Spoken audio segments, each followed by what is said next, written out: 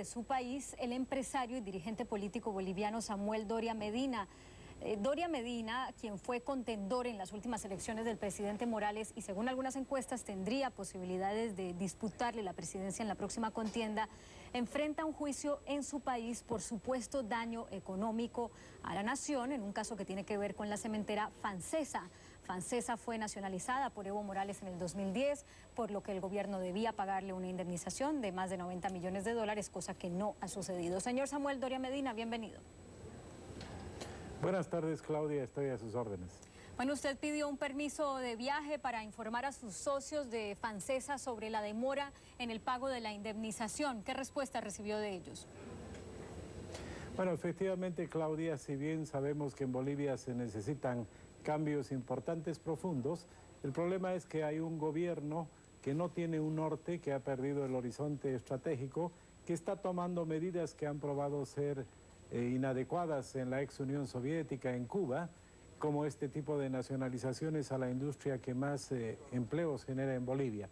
Y el problema que se tiene es de que los que conocemos la historia de Bolivia sabemos que esta es cuestión de tiempo, que este gobierno es temporal, que algún momento se tendrá que ir y cambiará el clima de inversiones. Pero los que están perdiendo la paciencia son los inversionistas extranjeros y nosotros tenemos inversionistas mexicanos en la empresa. El problema, y para mí ha sido muy difícil explicar a los inversionistas mexicanos por qué el gobierno del presidente Morales no cumple la constitución política del Estado, donde se establece que si el Estado quiere expropiar una empresa, tiene que haber un pago previo y tiene que hacer de acuerdo a una ley. Bueno, pero ¿a qué se puede ver abocado el gobierno si no cumple con esta indemnización? Que en el caso específico de la cementera Fancesa, ya el tiempo para haber pagado esa indemnización supera, está en deuda, mejor dicho, de 300 días. Bueno, efectivamente, Claudia, no cumplió la Constitución, sacaron un decreto que decía que se iba a valorar la empresa y pagar en 180 días. Ese plazo se ha cumplido a fines de febrero y justamente hoy se cumplen 300 días que el gobierno boliviano no accede a pagar una indemnización. Claro, pero ustedes como socios, ¿qué es lo que plantean hacer, ya que el gobierno no ha pagado la indemnización? ¿Y ese es un caso solamente con Fancesa y por tener entre sus socios a un dirigente opositor como usted? ¿O es el caso en general de todas las empresas que han sufrido expropiaciones desde 2007?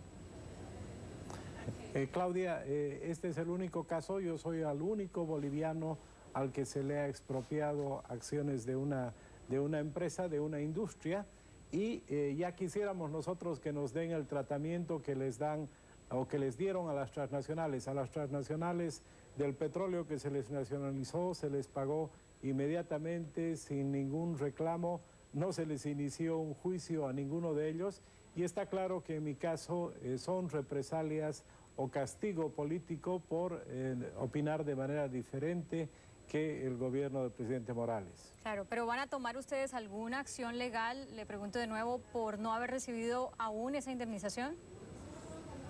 Bueno, Claudia, estamos viendo todos los caminos legales que tenemos para poder reclamar el pago de esa indemnización y lamentamos de que se trate y se dé esa mala señal a la inversión, porque seguramente, como pasó con el caso del petróleo, primero el gobierno fue duro contra los inversionistas y después tiene que estar ofreciendo una serie de concesiones para que haya inversión en Bolivia.